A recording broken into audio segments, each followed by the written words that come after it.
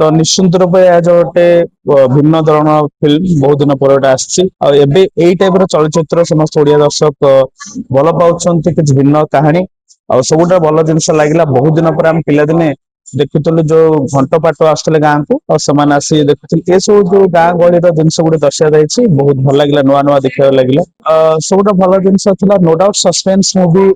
ବହୁତ ଦିନ ପରେ ଗୋଟେ ସସ୍ପେନ୍ସ ମୁଭି ଆସିଛି ଆଉ ସେଥିରେ ଗୋଟେ ଜିନିଷ ଅଛି ଯୋଉ ଗାଁରେ ଯୋଉ ଥାଏ ଯୋଉ ଆମେ ତ ପିଲାଦିନେ ଦେଖୁଥିଲୁ ମାଙ୍କୁ ଲାଗିବା ଏ କରିବା ଯୋଉ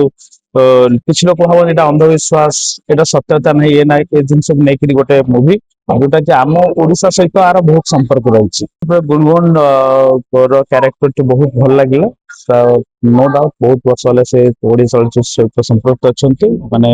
ନୋ ଡାଉଟ ଉଚ୍ଚ କୋଟିର ଅଭିନୟ ଆଉ ବହୁତ ଭଲ ଅପେକ୍ଷା କରୁଛୁ ଇଣ୍ଟରଭାଲ ପରେ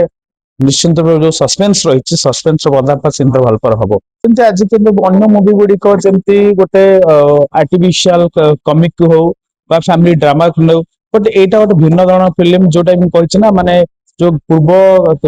ଯୋଉ ଆମେ ପିଲାଦିନେ ଦେଖି ଆସୁଥିଲୁ ଯୋଉ ଗାଁ ଗହଳିର ଯୋଉ ସଂସ୍କୃତି ବା ଯୋଉ ଠାକୁର ଏଗୁଡାକୁ ଆଜିକା ଡେଟ ରେ ଆଜିର ଜେନେରେସନ ମାନେ ଜାଣି ପାରୁନାହାନ୍ତି କଣ କଣ ହଉଥିଲା ଗାଁରେ ସେଇଟା ଗୋଟେ ଭିନ୍ନ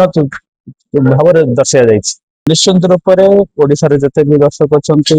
ତ ସମସ୍ତଙ୍କୁ ଏବଂ ମୋର ଯେତେ ଷ୍ଟୁଡେଣ୍ଟସ ମାନେ ଅଛନ୍ତି ପୁରା ଅଲ ଓଭର ଓଡିଶାରେ ସମସ୍ତଙ୍କୁ ଅନୁରୋଧ କରିବି ସମସ୍ତେ ଆସନ୍ତୁ ଏ ଫିଲ୍ମଟି ଦେଖନ୍ତୁ ଏବଂ ଗୋଟେ ନିଶ୍ଚିନ୍ତ ରୂପେ ଗୋଟେ ଭିନ୍ନ ଧରଣ ଫିଲ୍ମ ଆମ ଓଡିଆ ଫିଲ୍ମ ଇଣ୍ଡଷ୍ଟ୍ରି ସପୋର୍ଟ କରନ୍ତୁ ଓଡିଆ ଆକ୍ଟର ମାନ ସପୋର୍ଟ କରନ୍ତୁ ଯାହା ଦ୍ୱାରା ସେମାନେ ଆଗକୁ ଉତ୍ସାହିତ